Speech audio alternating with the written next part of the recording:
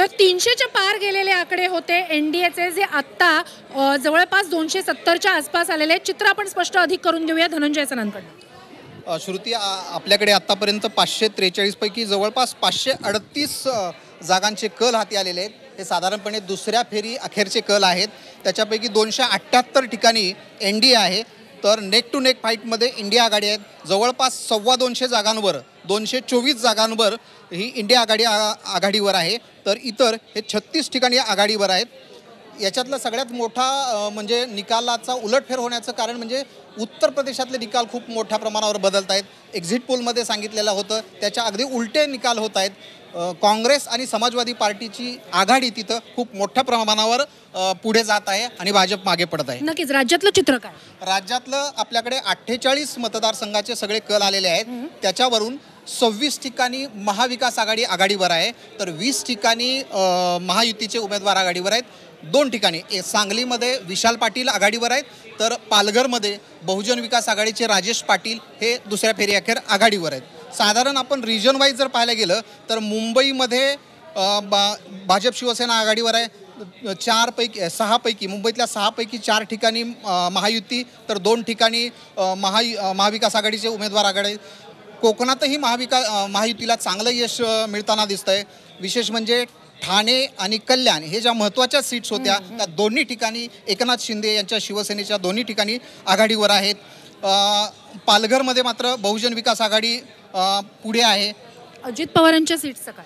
अजित पवारांच्या सीट्सचं फक्त रायगडमध्ये सुनील तटकरे आघाडीवर आहेत. बाकी इतर ठिकाणी म्हणजे त्यांचे पुरस्कृत असलेले महादेव जानकरही पिछाडीवर आहेत आणि इतर 2 उमेदवार आहेत तेही पिछाडीवर आहेत. दोन्ही राज्यांचा काय चित्र? दोन्ही राज्यांचं शाहू महाराज हे मोठ्या म्हणजे दुसऱ्या फेरी अखेर 10,000पेक्षा जास्त मतांनी आघाडीवर होतं.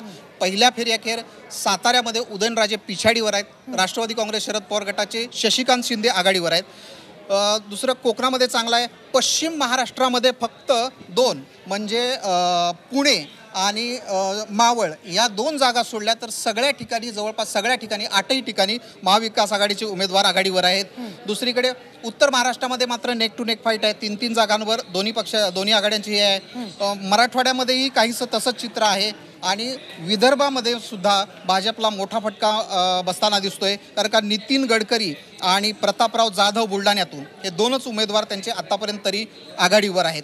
फक्त ह्याची अशोक नेते हे कट टू कट फाईट आहेत, त्याच्यामुळे तिथे एखादा निकाल बदलू शकतो. किंवा दुसरं एक आहे की हा जो निकाल आहे ते दुसऱ्या फेरी अखेर जवळपास सगळीकडे आहे. चित्र जर असंच राहिलं तर महाराष्ट्रामध्ये महाविकास आघाडी हा महायुतीच्या पुढे जाऊ शकतो. नक्कीच. तर आपण क्षणाक्षणाचे अपडेट जे बदलताना बघतोय, राज्यातले काय कल आहेत त्याचाही अपडेट आपण आता घेतलेला आहे. धनंजय सर, या सगळ्यातला एक महत्त्वाचा मुद्दा असा आहे की मगाशी 300च्या पार देशातलं चित्र जे आहे ते एनडीएचं गेलेलं होतं आणि आता आपण जर पाहायचं झालं तर जवळपास 270च्या आसपास गेलेलं आहे.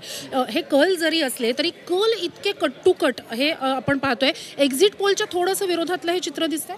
निश्चितपणानं एक्झिट पोलमध्ये बहुतेक एक्झिट पोलमध्ये 300 ते 400च्या दरम्यान एनडीएला सीट्स मिळतील असा अंदाज वर्तवण्यात आला आणि 200च्या आतच इंडिया आघाडी असेल असं म्हटलं होतं, परंतु इंडिया आघाडीनं आता सध्या तरी 225चा टप्पा गाठलेला आहे. नक्कीच. पुन्हा एकदा अपडेटसाठी तुमच्याकडे येऊच बॅक टू स्टुडिओ.